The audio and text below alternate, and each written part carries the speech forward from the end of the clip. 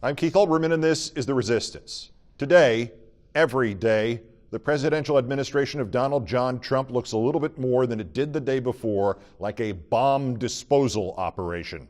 And the Republican Party owns the bomb.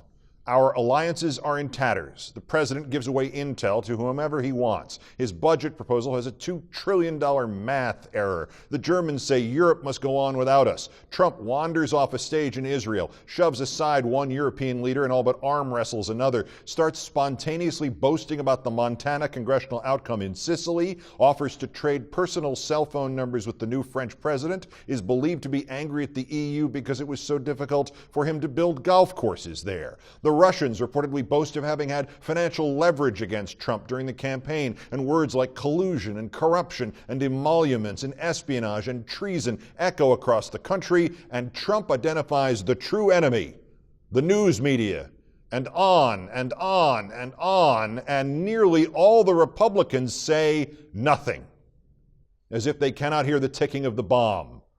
The few who speak nearly all buck pass back with the tepid, "You'll have to ask the White House," or they offer transparently asinine rationalizations for a growingly unfit president who threatens the freedom and the safety of every American, and indeed of every living thing on this planet, as if letting the bomb go off is just one of a series of debatable political options.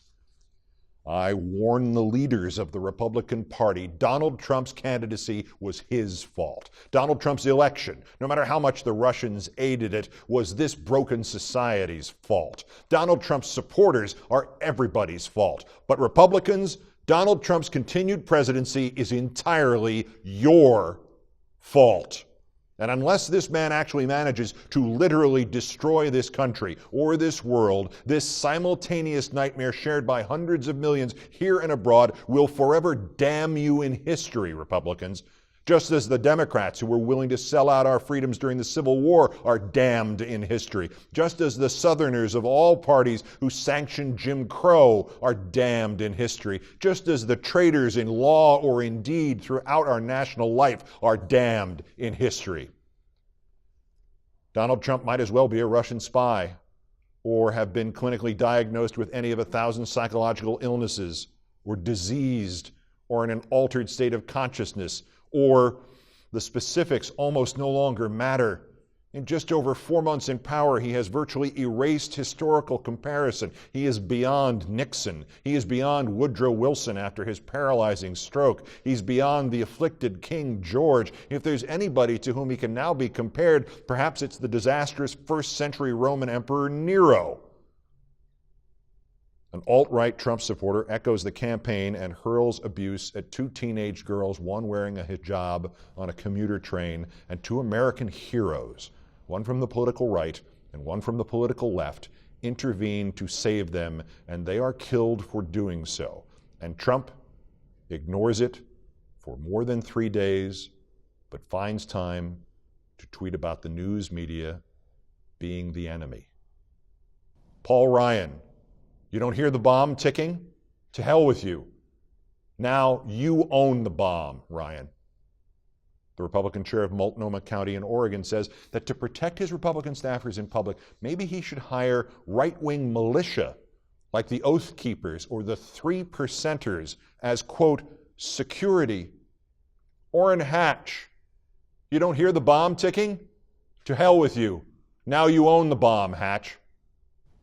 Trump tells the butcher of the Philippines about our nuclear subs near North Korea. He blows the cover of Israel's vital ISIS lead to the Russians, and somebody gives away the details of the Manchester terrorist attack to the newspapers. John McCain, you don't hear the bomb ticking? To hell with you. Now you own the bomb, McCain. The Kushner family all but offers to sell green cards to rich Chinese who will invest in their private real estate deals. The Russians reportedly say Kushner wanted to use their spy communication systems to talk directly to the Kremlin, and he reportedly meets with a banker tied to Russian espionage. George W. Bush, you don't hear the bomb ticking? To hell with you. Now you own the bomb, Bush. Trump attacks a late-night television host The windows of a newspaper office are shot out in Kentucky. A reporter is arrested after asking a question of the Secretary of Health and Human Services. Another is body slammed by a congressman-to-be the night before the election.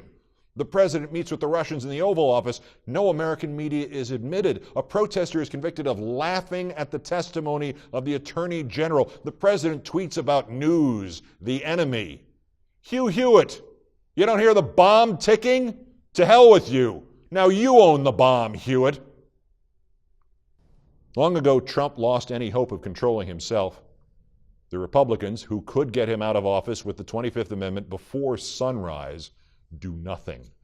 As Churchill once said, they go on in strange paradox, decided only to be undecided, resolved to be irresolute, adamant for drift, solid for fluidity, all-powerful to be impotent.